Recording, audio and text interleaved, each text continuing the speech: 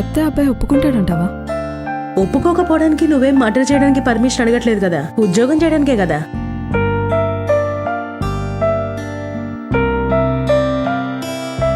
ఆ అబ్బాయి కూడా మా నాన్నలాగే అయితే? మీ నాన్నలాగా ఈ ప్రపంచంలో ఎవ్వరూ ఉండర్లేదే. ఆడవాళ్ళు ఉద్యోగం చేస్తే ఏదో వ్యభిచారం చేస్తున్నారన్నట్టు చూస్తారు. అయినా మీ నాన్నతో పోల్చకలే.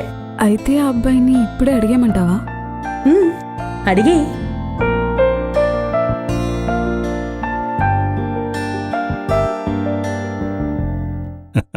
నారాయణ, ఏ మాటకా మాట. మీ అబ్బాయి ఫోటోలో కన్నా బ్రహ్మాండంగా ఉన్నాడు. వాళ్ళమ్మ అడిగి సున్నుండలు బాగా పెట్టిందండి. అదిగో మాటలోనే అమ్మాయి వచ్చేసింది. రామ్మా.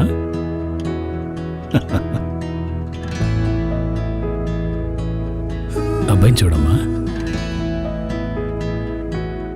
ఏమండి, అబ్బాయి అమ్మాయితో ఏదైనా మాట్లాడాలనుకుంటే అలా బయటికి తీసుకెళ్ళి మాట్లాడమనండి. అలాంటివి ఏముండవండి. అడిగి నీ ఎంత చెప్తా అంతా నా పెంపకం అలాంటిది. అవునా? నువ్వు చాలు నా జీవితానికి. నేను మాట్లాడొచ్చా?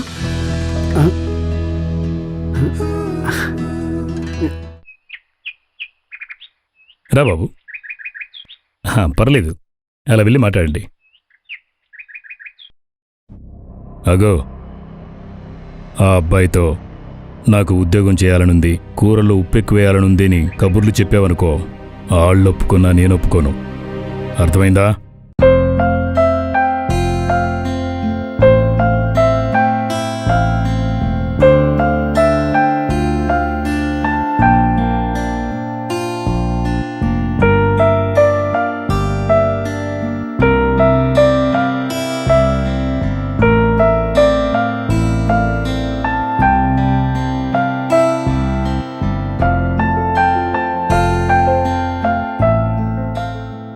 బాగా చదువుకుని పెద్దయ్యాక పెద్ద ఉద్యోగం చేసి నీ ఫస్ట్ జీతంతో అమ్మకి ఒక మంచి చీర కొనివ్వాలి. నీకు చీరలు కావాలంటే నన్నడుగు. చిన్నపిల్లని జడగొట్టకు. అది పెద్దయ్యాక పెళ్లి చేసుకుని మొగుడికి క్యారేజీ కట్టి పంపిస్తే చాలు. ఇది క్యారేజీ కట్టుకుని ఉద్యోగానికి ఏం వెళ్ళక్కర్లేదు. మగాడు సంపాదించాలి, ఆడది వండి వడ్డించాలి. వచ్చి వడ్డించో.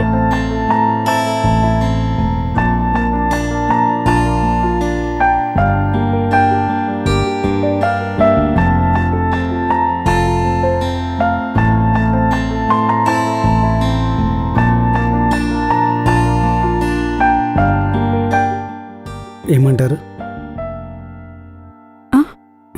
నేను చెప్పాల్సింది చెప్పాను, ఇంకా మీ ఇష్టం.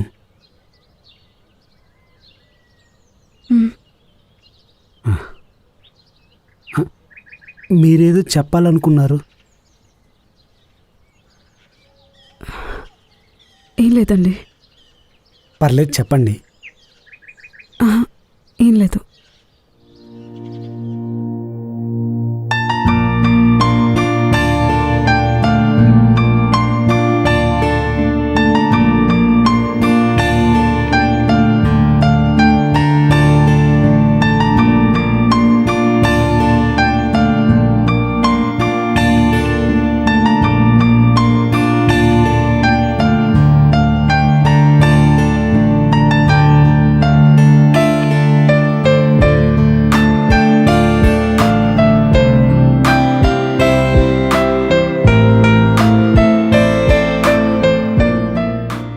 ఏమా, మా అబ్బాయి నీకు నచ్చాడా?